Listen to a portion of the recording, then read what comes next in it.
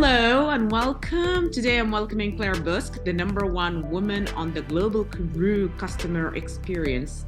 Hi, Claire. Hello there. Thanks for having me today. Claire is also a people energizer. You just say right front, just so we know that's going to be a bit of an energized podcast today. Yeah.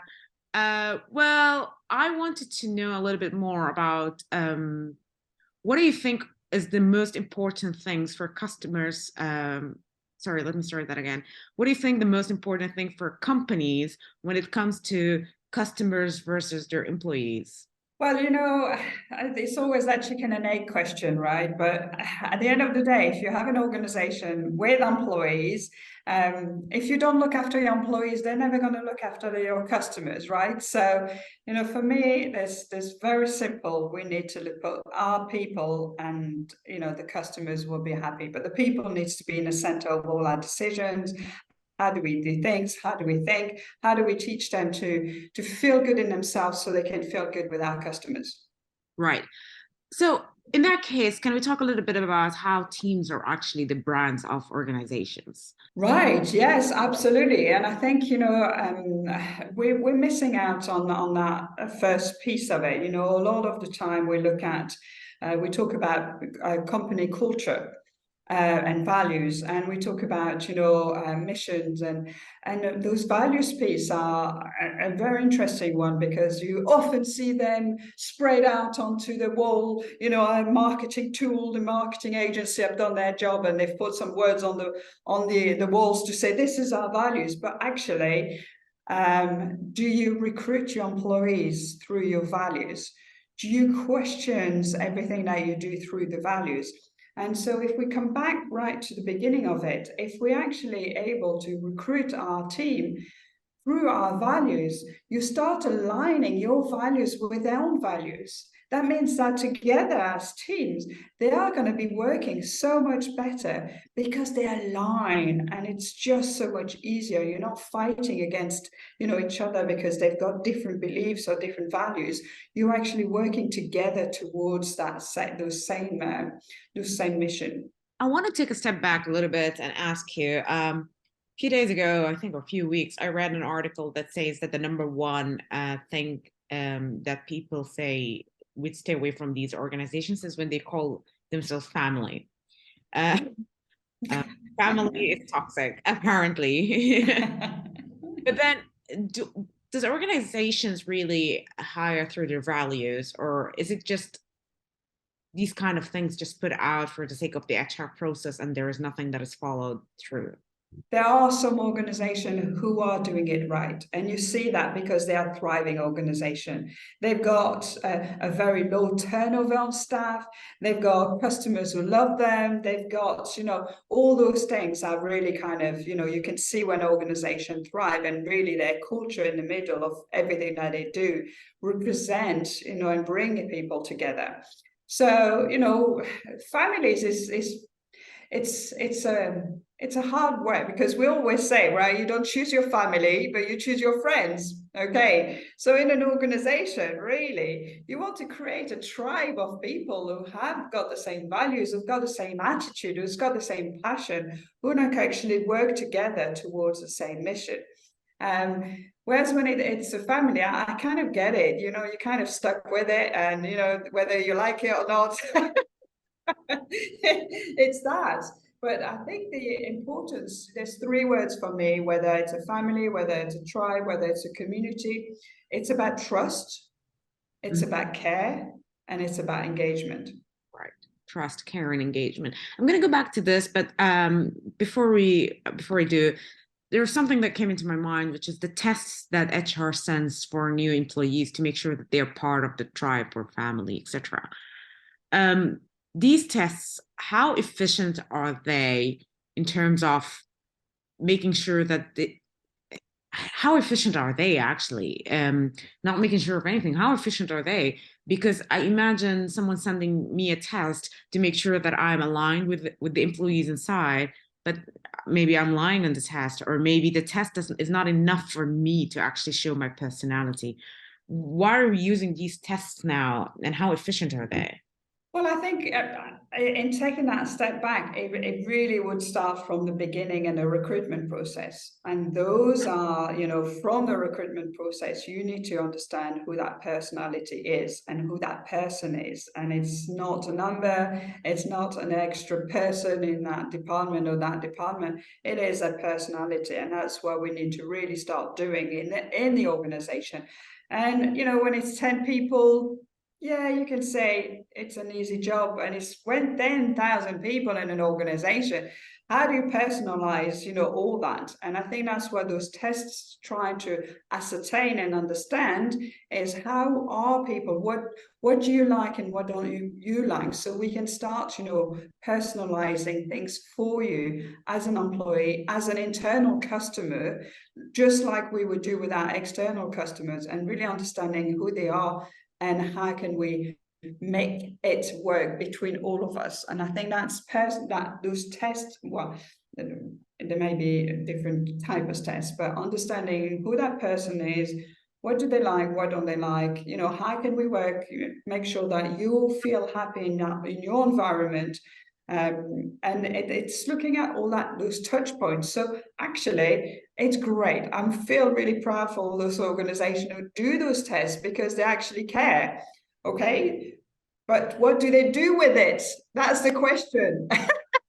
Yeah. That's the question you want to ask, right? Because often I've seen some stuff being done, and then it's parked on the shelf, or it's a tick box exercise. We've done that, and nothing's been done about it. So doing the data, getting the data, doing the analysis, whether it's from an internal or an external point of view of our customers, it's really important. But what do you do with it next? And that's really when you start creating something beautiful. That's when you start, making people feel valued, because you listen to what they've had to say, and you can then, make them feel and show them that you actually care for them.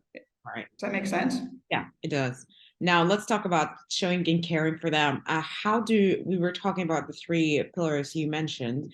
How do we make sure employees are happy? Well, happiness, what a big, great word.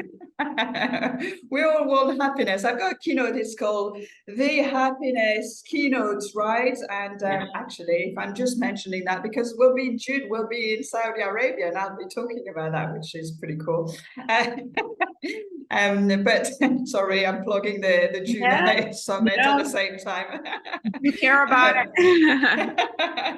But yeah, I mean, in any relationship, whether it's personal, it's with your spouse, it's with your children, it's with your workplace, if you don't have trust, if you don't care, and then if you don't feel engaged in what you do, there's nothing there. You're going to have a workforce who doesn't care about you.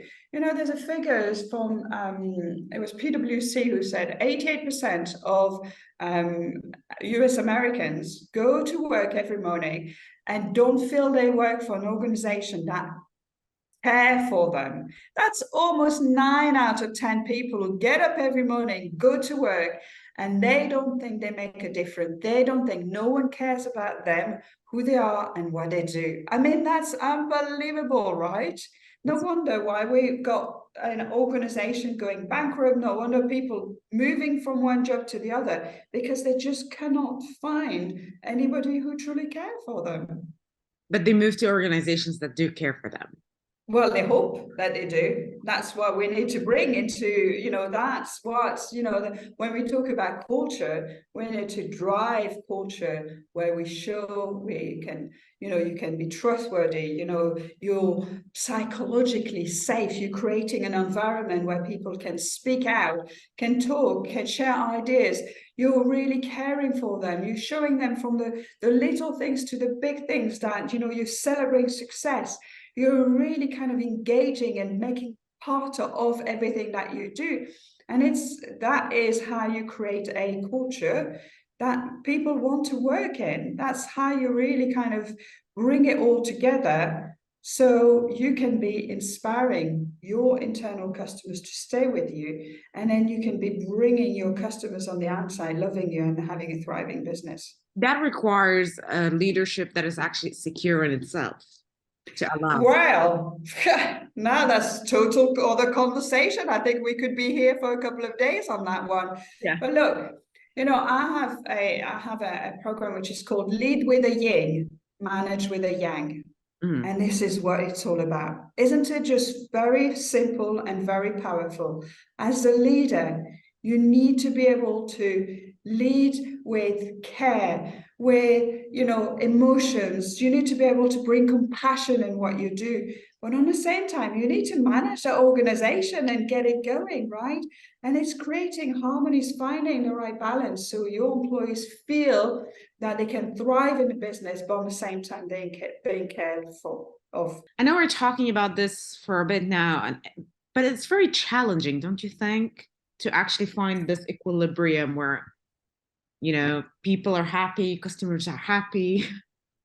It is. It's extremely challenging. And gosh, I just, put my hands up to all those leaders out there who are trying on a daily basis to do this, because it's the most challenging thing. And a lot of the time, leaders and CEOs on that particular level, they're quite lonely as well, because you know what? They can't talk to anybody down there. They've got nobody else on the board, maybe a board of director up there who just want figures and drive and, are not really necessarily caring. And so they feel quite lonely in that space.